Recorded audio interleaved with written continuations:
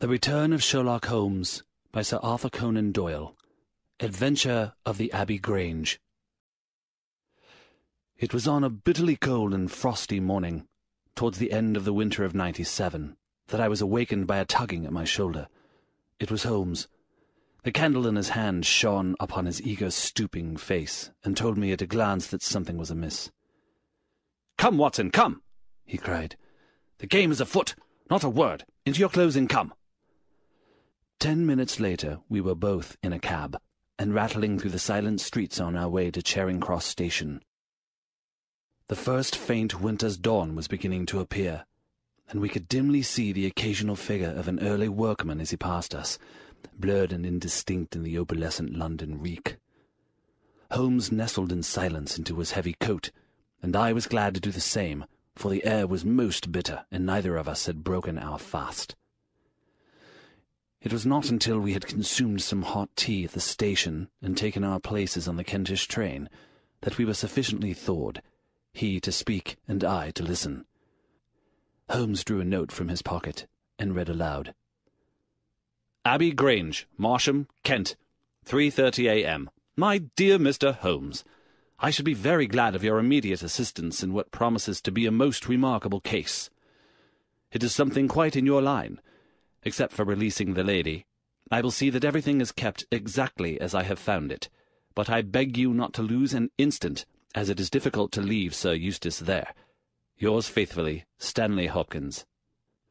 "Hopkins has called me in 7 times, and on each occasion his summons has been entirely justified," said Holmes.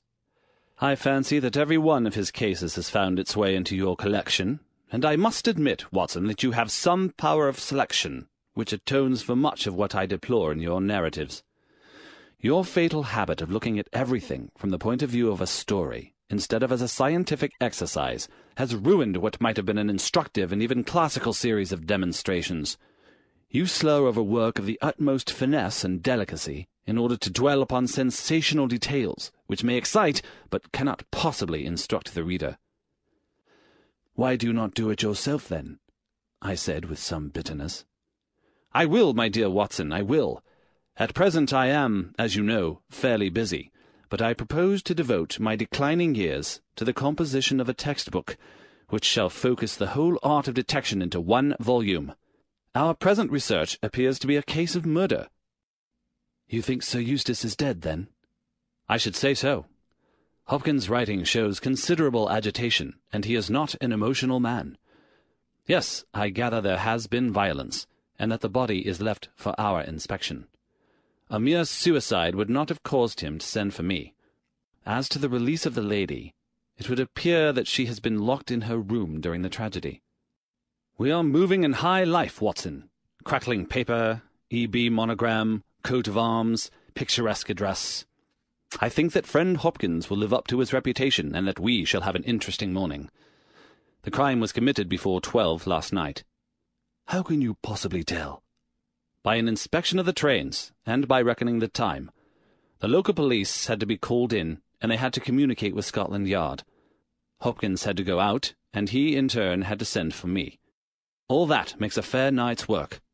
Well, here we are at Chislehurst Station, and we shall soon set our doubts at rest." A drive of a couple of miles through narrow country lanes brought us to a park gate, which was opened for us by an old lodge-keeper, whose haggard face bore the reflection of some great disaster.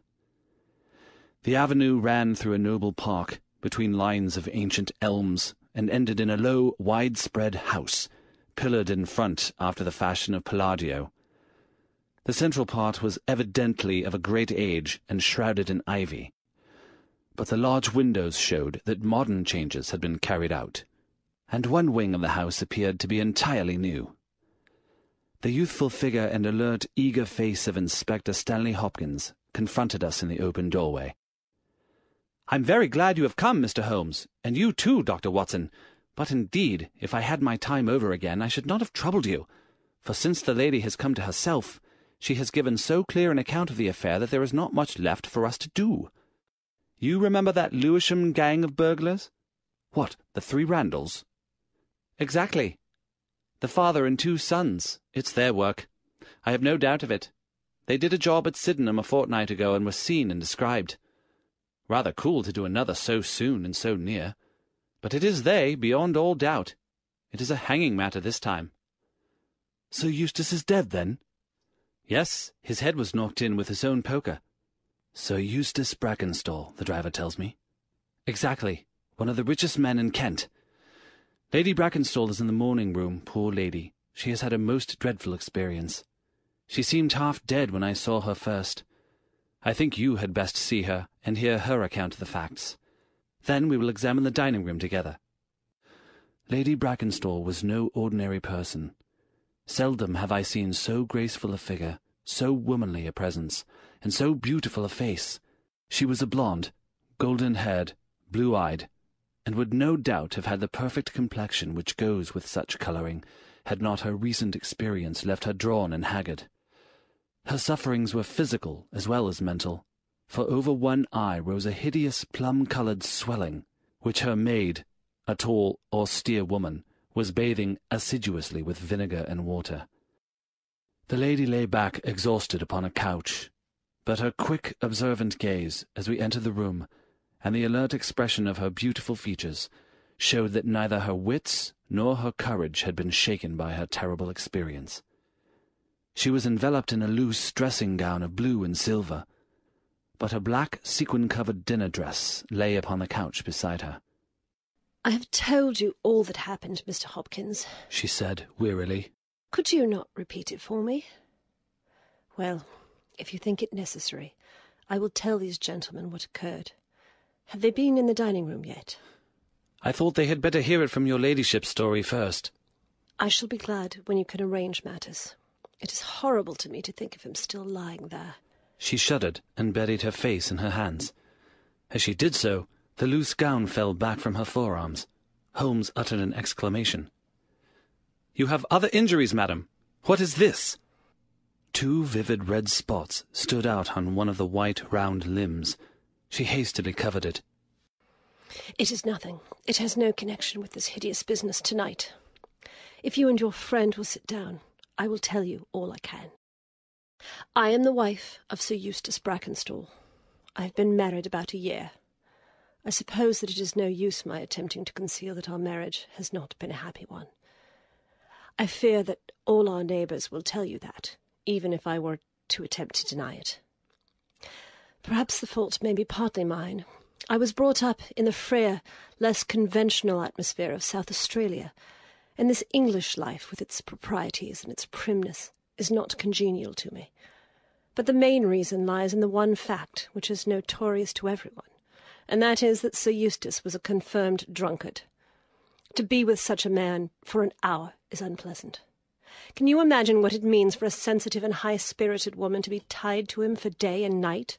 It is a sacrilege, a crime, a villainy to hold that such a marriage is binding. I say that these monstrous laws of yours will bring a curse upon the land. God will not let such wickedness endure." For an instant she sat up, her cheeks flushed, and her eyes blazing from under the terrible mark upon her brow. Then the strong, soothing hand of the austere maid drew her head down and onto the cushion, and the wild anger died away into a passionate sobbing. At last she continued, "I will tell you about last night. You are aware, perhaps, that in this house all the servants sleep in the modern wing. This central block is made up of the dwelling rooms, with the kitchen behind and our bedroom above. My maid, Teresa, sleeps above my room. There is no one else, and no sound could alarm those who are in the farther wing. This must have been well known to the robbers, or they would not have acted as they did. Sir Eustace retired about 10:30. The servants had already gone to their quarters. Only my maid was up, and she had remained in her room at the top of the house until I needed her services. I sat until after 11 in this room, absorbed in a book. Then I walked round to see that all was right before I went upstairs. It was my custom to do this myself, for, as I have explained, Sir Eustace was not always to be trusted. I went into the kitchen, the butler's pantry, the gun-room, the billiard-room, the drawing-room, and finally the dining-room. As I approached the window, which is covered with thick curtains, I suddenly felt the wind blow upon my face, and realized that it was open. I flung the curtain aside and found myself face to face with a broad-shouldered elderly man who had just stepped into the room. The window is a long French one, which rarely forms a door leading to the lawn. I held my bedroom candle lit in my hand, and by its light, behind the first man, I saw two others, who were in the act of entering. I stepped back, but the fellow was on me in an instant. He caught me first by the wrist, and then by the throat. I opened my mouth to scream, but he struck me a savage blow with his fist, over the eye, and felled me to the ground. I must have been unconscious for a few minutes, for when I came to myself I found that they had torn down the bell rope, and had secured me tightly to the oaken chair which stands at the head of the dining table. I was so firmly bound that I could not move, and a handkerchief round my mouth prevented me from uttering a sound. It was at this instant that my unfortunate husband entered the room. He had evidently heard some suspicious sounds, and he came prepared for such a scene as he found. He was dressed in nightshirt and trousers, with his favourite blackthorn cudgel in his hand. He rushed at the burglars, but another, it was an elderly man, stooped, picked the poker out of the grate, and struck him a horrible blow as he passed. He fell with a groan, and never moved again. I fainted once more, but again it could only have been for a very few minutes, during which I was insensible. When I opened my eyes I found that they had collected the silver from the sideboard, and they had drawn a bottle of wine which stood there. Each of them had a glass in his hand. I have already told you, have I not, that one was elderly, with a beard, and the others young, hairless lads. They might have been a father with his two sons. They talked together in whispers. Then they came over and made sure that I was securely bound. Finally they withdrew, closing the window after them. It was quite a quarter of an hour before I got my mouth free. When I did so, my screams brought the maid to my assistance. The other servants were soon alarmed, and we sent for the local police, who instantly communicated with London. That is really all I can tell you, gentlemen, and I trust that it will not be necessary for me to go over so painful a story again. "Any questions, Mr. Holmes?" asked Hopkins. "I will not impose further tax upon Lady Brackenstall's patience and time," said Holmes. "Before I go into the dining-room, I should like to hear your experience." He looked at the maid. "I saw the men before ever they came into the house," said she. "As I sat by my bedroom window I saw 3 men in the moonlight, down by the lodge gate yonder, but I thought nothing of it at the time. It was more than an hour after that I heard my mistress scream, and down I ran to find her, poor lamb, just as she says, and him on the floor, with his blood and brains over the room. It was enough to drive a woman out of her wits, tied there, and her very dress spotted with him. But she never wanted courage, did Miss Mary Fraser of Adelaide, and Lady Brackenstall of Abbey Grange hasn't learnt new ways. You've questioned her long enough, you gentlemen. Now she's coming to her own room, just with her old Teresa, to get the rest that she badly needs." With a motherly tenderness, the gaunt woman put her arm around her mistress and led her from the room. "She has been with her all her life," said Hopkins. "Nursed her as a baby and came with her to England when they first left Australia 18 months ago. Teresa Wright is her name, and the kind of maid you don't pick up nowadays. This way, Mr. Holmes, if you please." The keen interest had passed out of Holmes' expressive face, and I knew that with the mystery all the charm of the case had departed. There still remained an arrest to be effected, but what were these commonplace rogues that he should soil his hands with them? An abstruse and learned specialist who finds that he has been called in for a case of measles would experience something of the annoyance which I read in my friend's eyes. Yet the scene in the dining-room of the Abbey Grange was sufficiently strange to arrest his attention and to recall his waning interest. It was a very large and high chamber, with carved oak ceiling, oaken panelling, and a fine array of deer's heads and ancient weapons around the walls. At the further end from the door was the high French window of which we had heard. 3 smaller windows on the right-hand side filled the apartment with cold winter sunshine. On the left was a large, deep fireplace with a massive overhanging oak mantelpiece. Beside the fireplace was a heavy oaken chair with arms and crossbars at the bottom. In and out through the open woodwork was woven a crimson cord, which was secured at each side to the crosspiece below. In releasing the lady, the cord had been slipped off her, but the knots with which it had been secured still remained. These details only struck our attention afterwards, for our thoughts were entirely absorbed by the terrible object which lay upon the tiger-skin hearthrug in front of the fire. It was the body of a tall, well-made man, about 40 years of age. He lay upon his back, his face upturned, with his white teeth grinning through his short black beard. His 2 clenched hands were raised above his head, and a heavy blackthorn stick lay across them.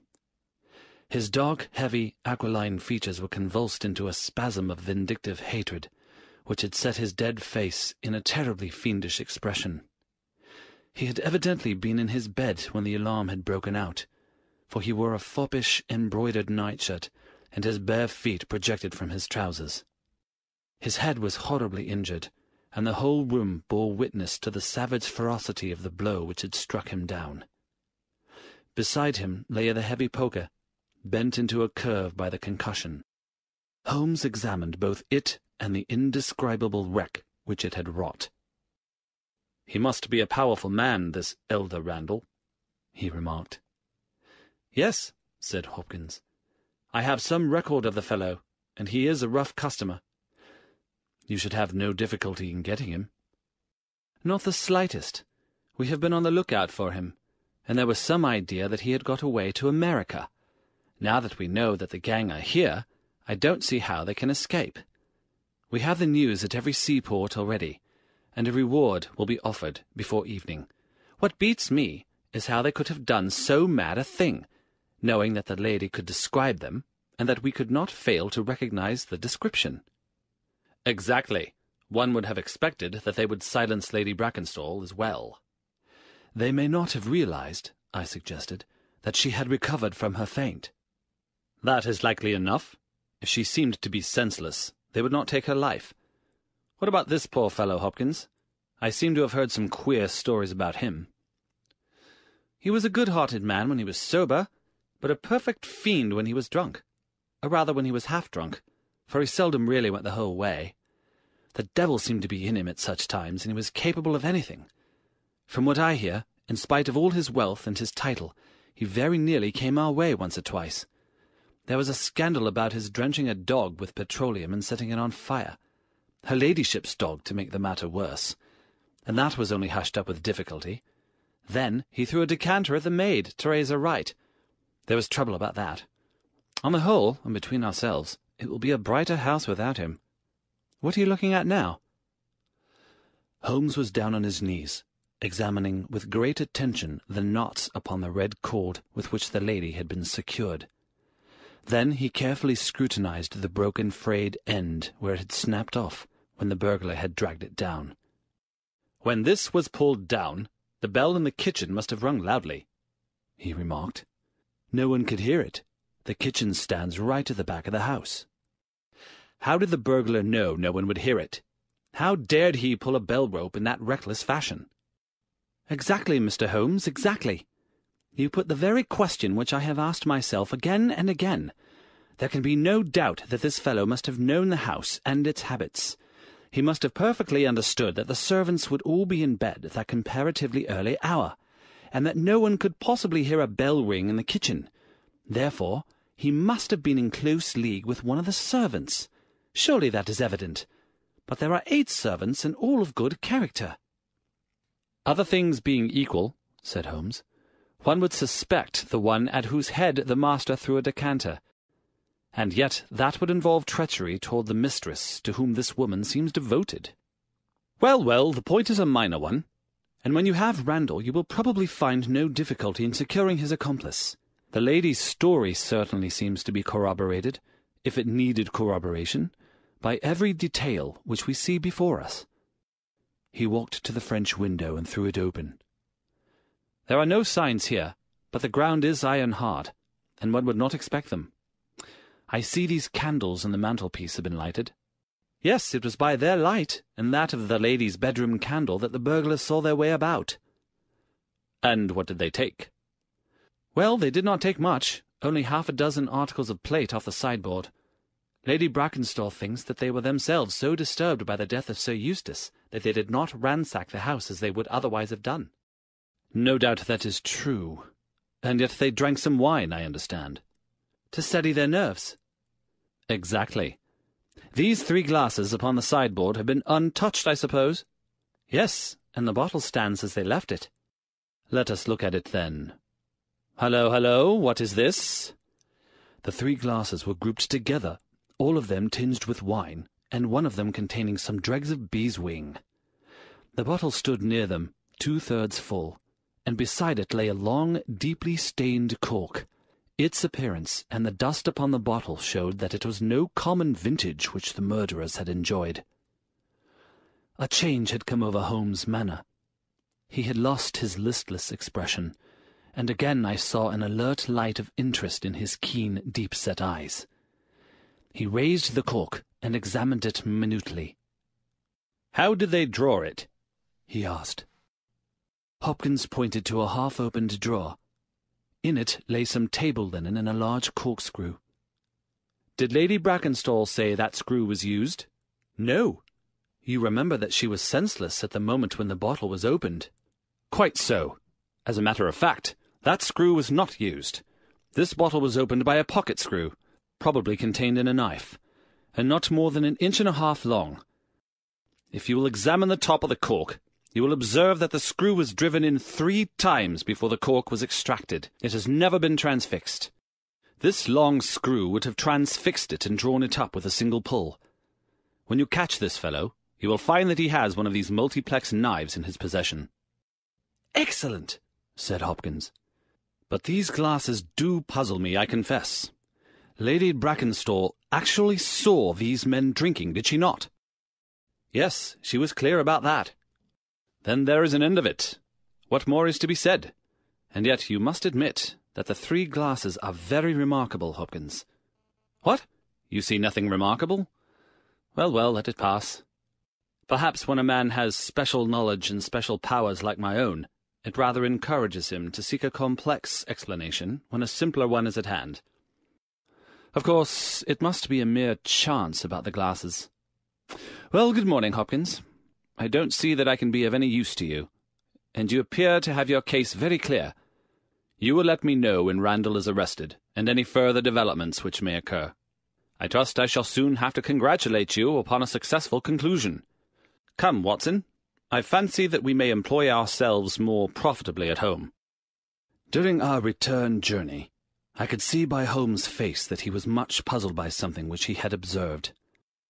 Every now and then, by an effort, he would throw off the impression and talk as if the matter were clear, but then his doubts would settle down upon him again, and his knitted brows and abstracted eyes would show that his thoughts had gone back once more to the great dining-room of the Abbey Grange, in which this midnight tragedy had been enacted.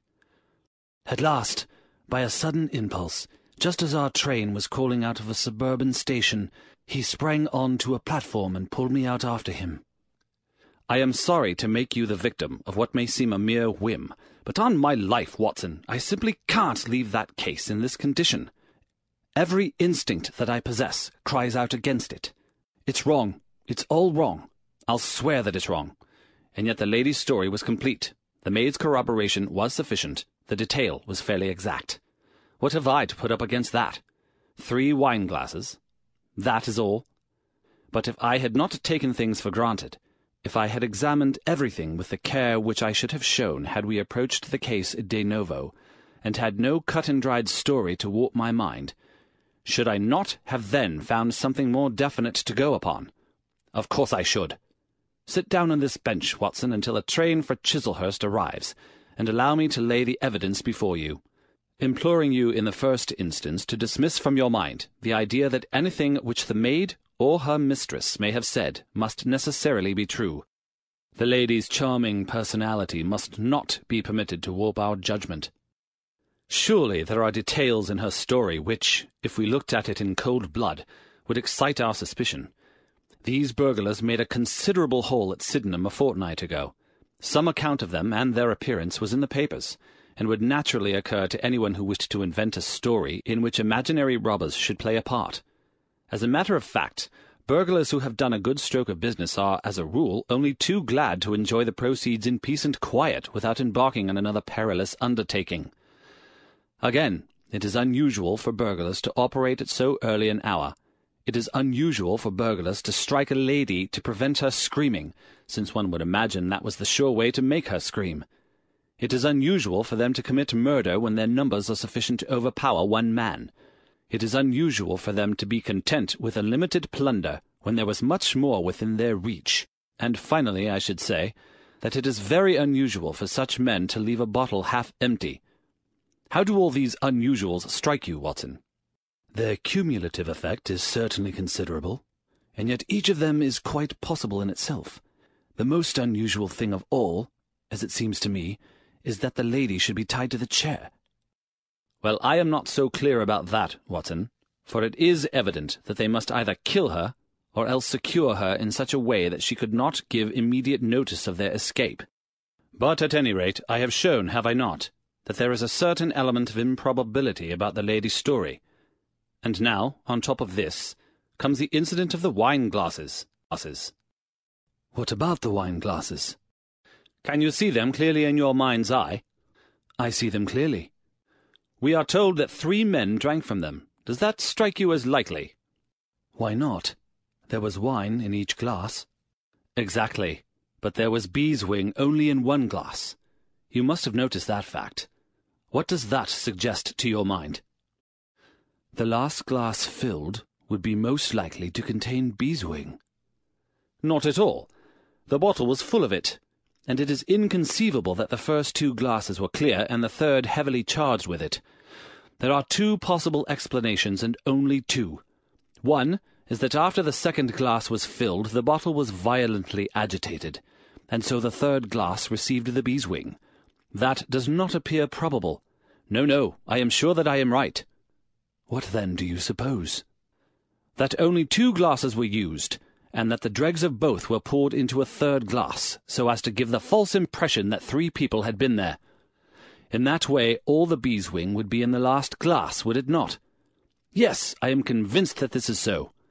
But if I have hit upon the true explanation of this one small phenomenon, then in an instant this case rises from the commonplace to the exceedingly remarkable.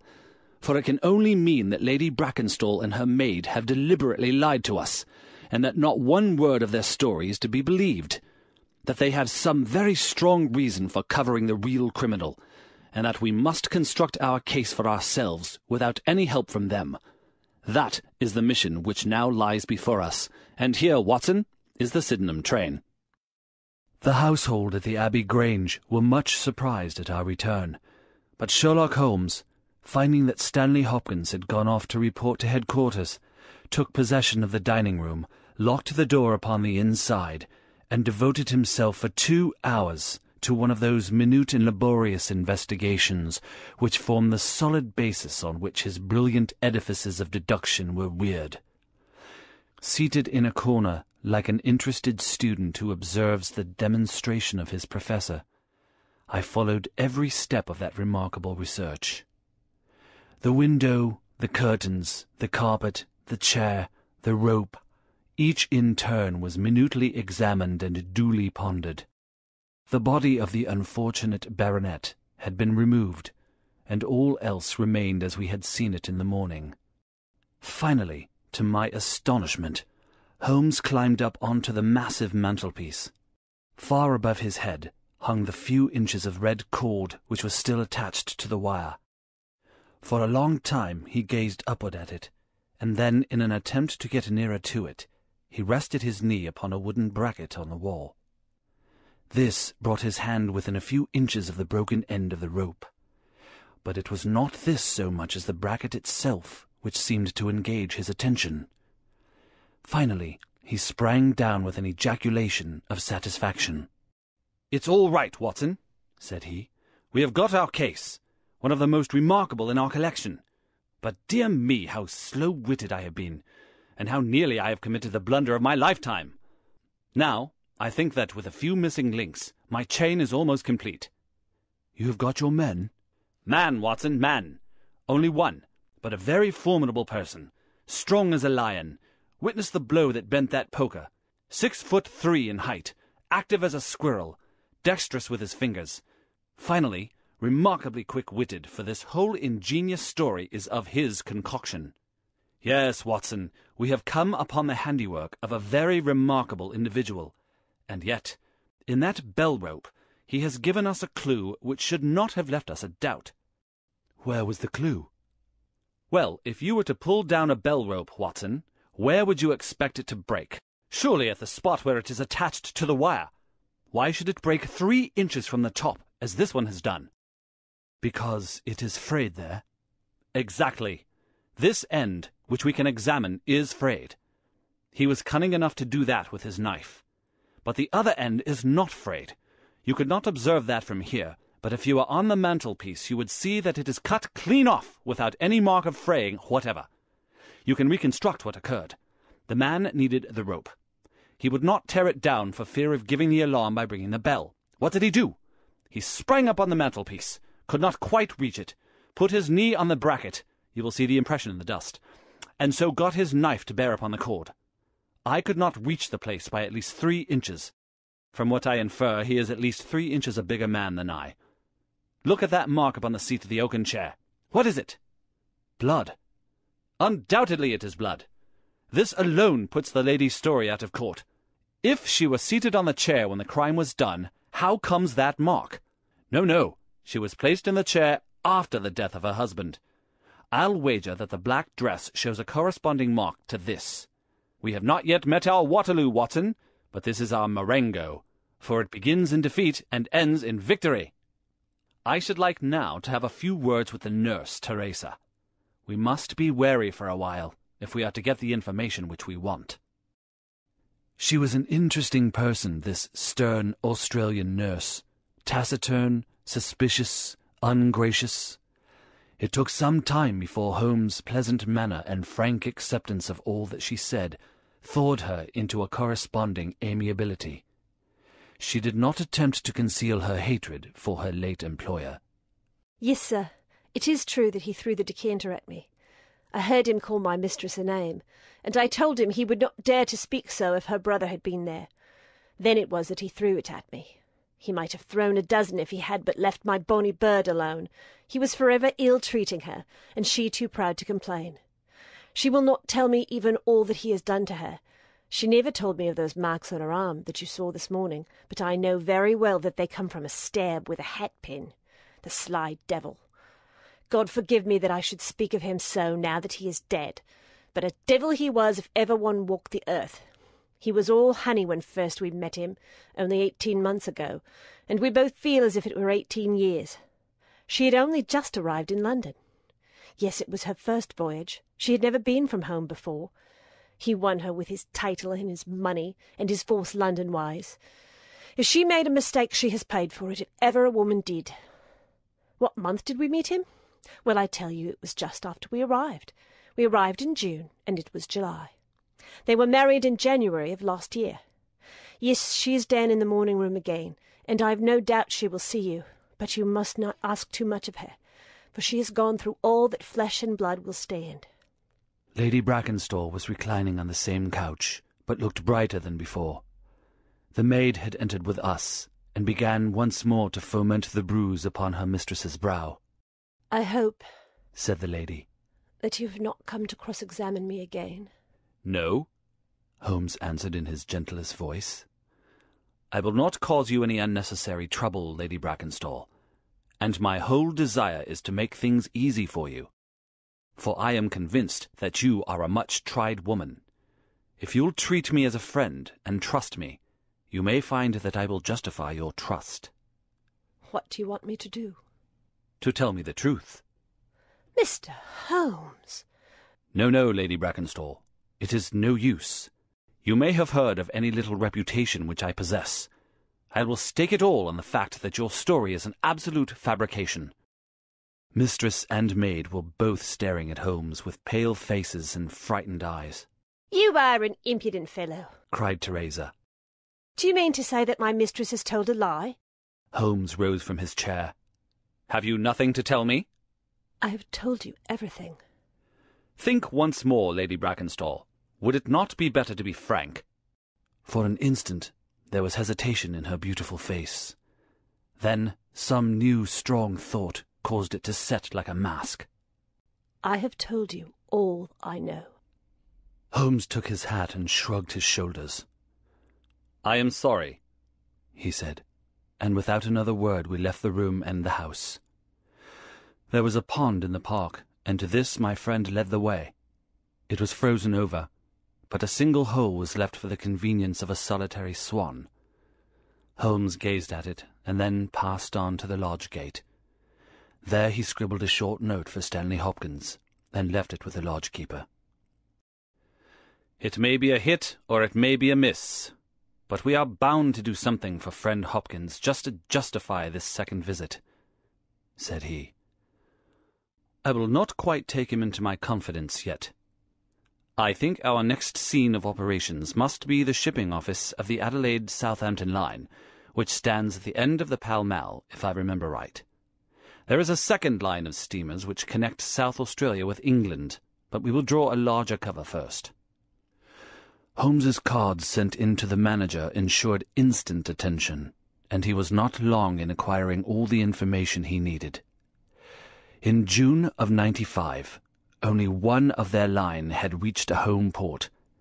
It was the Rock of Gibraltar, their largest and best boat. A reference to the passenger list showed that Miss Fraser of Adelaide, with her maid, had made the voyage in her. The boat was now somewhere south of the Suez Canal, on her way to Australia. Her officers were the same as in '95, with one exception. The first officer, Mr. Jack Croker, had been made a captain and was to take charge of their new ship, the Bass Rock, sailing in 2 days' time from Southampton. He lived at Sydenham, but he was likely to be in that morning for instructions, if we cared to wait for him. No, Mr. Holmes had no desire to see him, but would be glad to know more about his record and character. His record was magnificent. There was not an officer in the fleet to touch him. As to his character, he was reliable on duty, but a wild, desperate fellow off the deck of his ship, hot-headed, excitable, but loyal, honest, and kind-hearted. That was the pith of the information with which Holmes left the office of the Adelaide-Southampton Company. Thence he drove to Scotland Yard, but instead of entering, he sat in his cab with his brows drawn down, lost in profound thought. Finally, he drove round to the Charing Cross telegraph office, sent off a message, and then, at last, we made for Baker Street once more. "No, I couldn't do it, Watson," said he as we re-entered our room. "Once that warrant was made out, nothing on earth would save him. Once or twice in my career, I feel that I have done more real harm by my discovery of the criminal than ever he had done by his crime. I have learnt caution now, and I had rather play tricks with the law of England than with my own conscience. Let us know a little more before we act." Before evening, we had a visit from Inspector Stanley Hopkins. Things were not going very well with him. "I believe that you are a wizard, Mr. Holmes. I really do sometimes think that you have powers that are not human. Now, how on earth could you know that the stolen silver was at the bottom of that pond?" "I didn't know it." "But you told me to examine it." "You got it, then?" "Yes, I got it. I am very glad if it helped you." "But you haven't helped me. You have made the affair far more difficult. What sort of burglars are they who steal silver and then throw it into the nearest pond?" "It was certainly rather eccentric behavior. I was merely going on the idea that if the silver had been taken by persons who did not want it, who merely took it for a blind, as it were, then they would naturally be anxious to get rid of it." "But why should such an idea cross your mind?" "Well, I thought it was possible.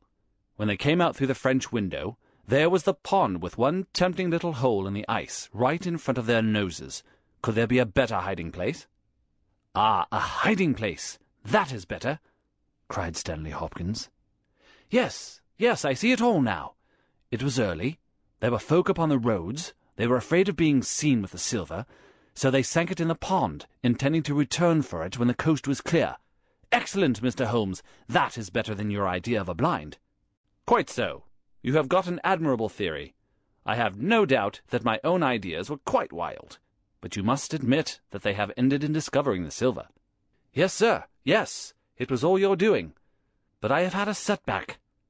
A setback? Yes, Mr. Holmes. The Randall gang were arrested in New York this morning. Dear me, Hopkins, that is certainly rather against your theory that they committed the murder in Kent last night. It is fatal, Mr. Holmes, absolutely fatal.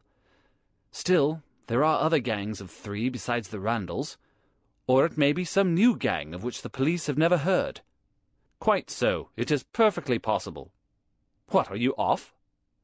Yes, Mr. Holmes. There is no rest for me until I have got to the bottom of the business. I suppose you have no hint to give me? I have given you one. Which? Well, I suggested a blind. But why, Mr. Holmes, why? Ah, that's the question, of course. But I commend the idea to your mind. You might possibly find that there was something in it. You won't stop for dinner? Well, goodbye, and let us know how you get on.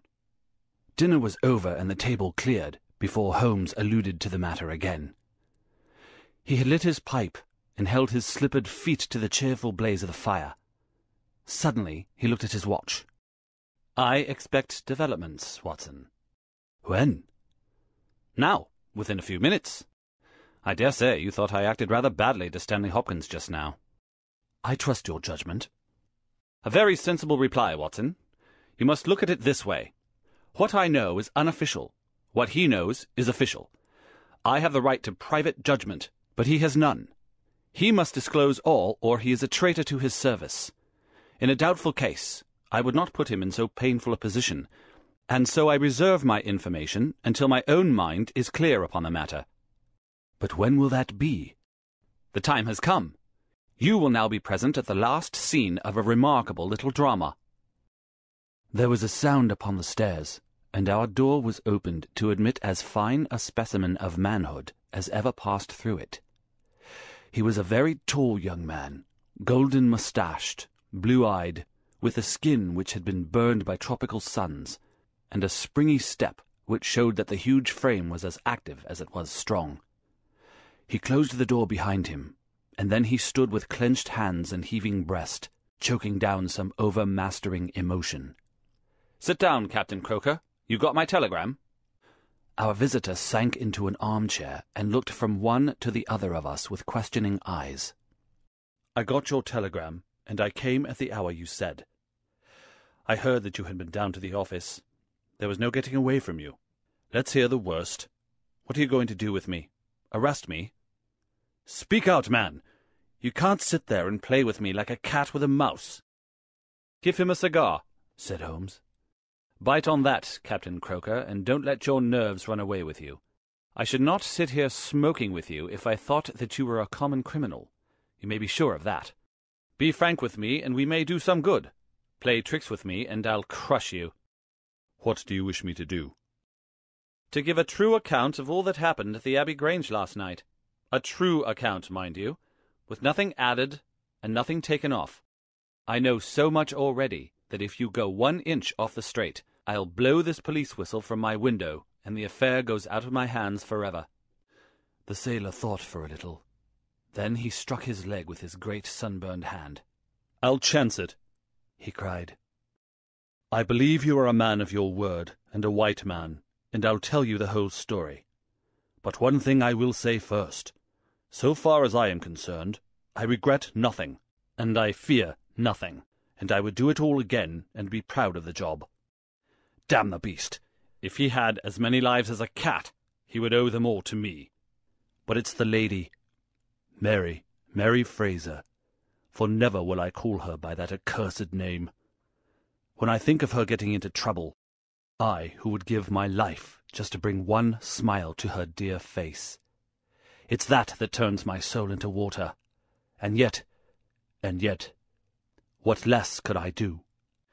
I'll tell you my story, gentlemen, and then I'll ask you, as man to man, what less could I do? I must go back a bit.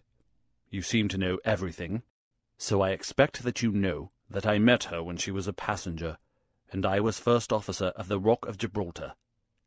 From the first day I met her, she was the only woman to me. Every day of that voyage I loved her more, and many a time since have I kneeled down in the darkness of the night watch, and kissed the deck of that ship because I knew her dear feet had trod it. She was never engaged to me. She treated me as fairly as ever a woman treated a man. I have no complaint to make. It was all love on my side, and all good comradeship and friendship on hers. When we parted she was a free woman, but I could never again be a free man. Next time I came back from sea, I heard of her marriage. Well, why shouldn't she marry whom she liked? Title and money. Who could carry them better than she? She was born for all that is beautiful and dainty. I didn't grieve over her marriage. I was not such a selfish hound as that. I just rejoiced that good luck had come her way, and that she had not thrown herself away on a penniless sailor. That's how I loved Mary Fraser. Well, I never thought to see her again, but last voyage I was promoted, and the new boat was not yet launched, so I had to wait for a couple of months with my people at Sydenham. One day, out in a country lane, I met Teresa Wright, her old maid. She told me all about her, about him, about everything. I tell you, gentlemen, it nearly drove me mad. This drunken hound, that he should dare to raise a hand to her, whose boots he was not worthy to lick. I met Teresa again. Then I met Mary herself, and met her again. Then she would meet me no more. But the other day I had a notice that I was to start on my voyage within a week, and I determined that I would see her once before I left. Teresa was always my friend, for she loved Mary and hated this villain almost as much as I did. From her I learned the ways of the house. Mary used to sit up reading in her own little room downstairs. I crept round there last night, and scratched at the window. At first she would not open to me, but in her heart I know that now she loves me, and she could not leave me in that frosty night. She whispered to me to come round to the big front window, and I found it open before me so as to let me into the dining-room. Again I heard from her own lips things that made my blood boil, and again I cursed this brute who mishandled the woman I loved. Well, gentlemen, I was standing with her just inside the window, in all innocence, as God is my judge, when he rushed like a madman into the room, called her the vilest name a man could use to a woman, and welted her across the face with the stick he had in his hand. I had sprung for the poker, and it was a fair fight between us. See here, on my arm, where his first blow fell. Then it was my turn, and I went through him as if he had been a rotten pumpkin. Do you think that I was sorry? Not I. It was his life or mine. But far more than that. It was his life or hers. For how could I leave her in the power of this madman? That was how I killed him. Was I wrong? Well then, what would either of you gentlemen have done if you had been in my position? She had screamed when he struck her, and that brought old Teresa down from the room above. There was a bottle of wine on the sideboard, and I opened it and poured a little between Mary's lips, for she was half dead with shock. Then I took a drop myself. Teresa was as cool as ice, and it was her plot as much as mine. We must make it appear that burglars had done the thing. Teresa kept on repeating our story to her mistress, while I swarmed up and cut the rope of the bell. Then I lashed her in her chair, and frayed out the end of the rope to make it look natural. Else they would wonder how in the world a burglar could have got up there to cut it. Then I gathered up a few plates and pots of silver to carry out the idea of the robbery, and there I left them, with orders to give the alarm when I had a quarter of an hour's start. I dropped the silver into the pond, and made off for Sydenham, feeling that for once in my life I had done a real good night's work. And that's the truth, and the whole truth, Mr. Holmes, if it cost me my neck. Holmes smoked for some time in silence. Then he crossed the room, and shook our visitor by the hand. "That's what I think," said he. "I know that every word is true, for you have hardly said a word which I did not know. No one but an acrobat or a sailor could have got up to that bell-rope from the bracket, and no one but a sailor could have made the knots with which the cord was fastened to the chair. Only once had this lady been brought into contact with sailors, and that was on her voyage, and it was someone of her own class of life, since she was trying hard to shield him, and so showing that she loved him. You see how easy it was for me to lay my hands upon you when once I had started upon the right trail. I thought the police never could have seen through our dodge. And the police haven't, nor will they, to the best of my belief. Now look here, Captain Croker, this is a very serious matter, though I am willing to admit that you acted under the most extreme provocation to which any man could be subjected. I am not sure that in defense of your own life your action will not be pronounced legitimate. However, that is for a British jury to decide. Meanwhile, I have so much sympathy for you that, if you choose to disappear in the next 24 hours, I will promise you that no one will hinder you." "And then it will all come out?" "Certainly it will come out." The sailor flushed with anger. "What sort of proposal is that to make to a man? I know enough of law to understand that Mary would be held as an accomplice. Do you think I would leave her alone to face the music while I slunk away? No, sir. Let them do their worst upon me. But for heaven's sake, Mr. Holmes, find some way of keeping my poor Mary out of the courts." Holmes, for a second time, held out his hand to the sailor. "I was only testing you, and you ring true every time. Well, it is a great responsibility that I take upon myself, but I have given Hopkins an excellent hint, and if he can't avail himself of it, I can do no more. See here, Captain Croker, we will do this in due form of law. You are the prisoner. Watson, you are a British jury, and I never met a man who was more eminently fitted to represent one. I am the judge. Now, gentlemen of the jury, you have heard the evidence. Do you find the prisoner guilty or not guilty?" "Not guilty, my lord," said I.